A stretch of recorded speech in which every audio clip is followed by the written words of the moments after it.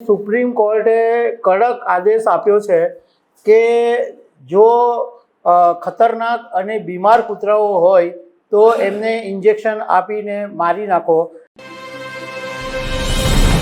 Supreme કોર્ટમાં આજે ફરી રખડતા કૂતરા બાબતે સુનાવણી ચાલી અને સુપ્રીમ કોર્ટે કડક આદેશ આપ્યો છે કે જો ખતરનાક અને બીમાર કૂતરાઓ હોય તો એમને ઇન્જેક્શન આપીને મારી નાખો। અને સાથે સાથે અગાઉ જ્યારે સુપ્રીમ કોર્ટે સુનાવણી કરી હતી ત્યારે એવું પણ કીધું હતું કે કોઈ વ્યક્તિનું મૃત્યુ થાય કૂતરા કરડવાને કારણે તો એવા ડોગ ફીડર્સ અને નગરપાલિકાઓની સામે પણ પગલાં લેવામાં આવે એવું સુપ્રીમ કોર્ટે કીધું હતું। સુપ્રીમ કોર્ટે આજે નવેમ્બર 2025ના ચુકાદામાં કોઈ પણ પ્રકારના ફેરફાર કરવાનો ઇનકાર કરી દીધો છે। નવેમ્બર 2025માં સુપ્રીમ કોર્ટે એવો ચુકાદો આપેલો કે સ્કૂલ, કોલેજ, હોસ્પિટલ, બસ, રેલવે સ્ટેશન સહિતના જે જાહેર સ્થળો છે ત્યાંથી રખડતા કૂતરાઓને શેલ્ટર હોમમાં મોકલવાનો આદેશ એ વખતે આપેલો હતો। તો આના વિશે તમારી સાથે વાત કરીશ। મારું નામ રાજેશ શાહ છે અને તમે જોઈ રહ્યા છો ગુજરાતના સૌથી મોટા ડિજિટલ ન્યૂઝ પ્લેટફોર્મ ખબરછો.com। સુપ્રીમ કોર્ટમાં છેલ્લા ઘણા સમયથી રખડતા કૂતરાઓને બાબતે સુનાવણી ચાલે છે। નવેમ્બર 2025માં સુપ્રીમ કોર્ટે એક ચુકાદો આપેલો કે જાહેર સ્થળો છે ત્યાં રખડતા કૂતરાઓને શેલ્ટર હોમમાં મોકલી દેવામાં આવે। એ પછી જે ડોગ લવર્સ છે એમણે સુપ્રીમ કોર્ટમાં અરજી કરેલી હતી કે આ આદેશમાં ફેરફાર કરવામાં આવે, પરંતુ આજે સુપ્રીમ કોર્ટે આ આદેશની અંદર ફેરફાર કરવાનો ઇનકાર કરી દીધો અને સાથે એવું પણ કીધું કે ખતરનાક અને બીમાર જે કૂતરાઓ હોય, જે હડકાયા કૂતરાઓ હોય એને ઇન્જેક્શન આપીને મારી નાખવા જોઈએ, કારણ કે માનવ જીવનનું રક્ષણ કરવું એ સૌથી વધારે મહત્ત્વનું છે। અને કોઈ પણ અધિકારી જે આ નિયમોનું ઉલ્લંઘન કરશે એની સામે કોર્ટની અવમાનનાનો કેસ ચલાવવો જોઈએ એવું પણ સુપ્રીમ કોર્ટે કીધું છે।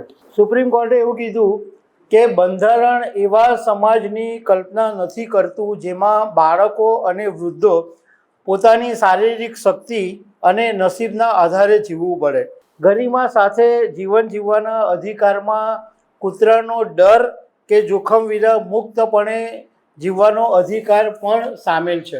સુપ્રીમ કોર્ટમાં આજે જે સુનાવણી થઈ એમાં જે કેટલાક મુદ્દાઓ પર ચર્ચા થઈ એમાં સુપ્રીમ કોર્ટે એવું કીધું છે કે રાજ્ય સરકારોએ પશુ કલ્યાણ બોર્ડના નિયમોનું મજબૂત અને યોગ્ય રીતે પાલન કરવું જોઈએ।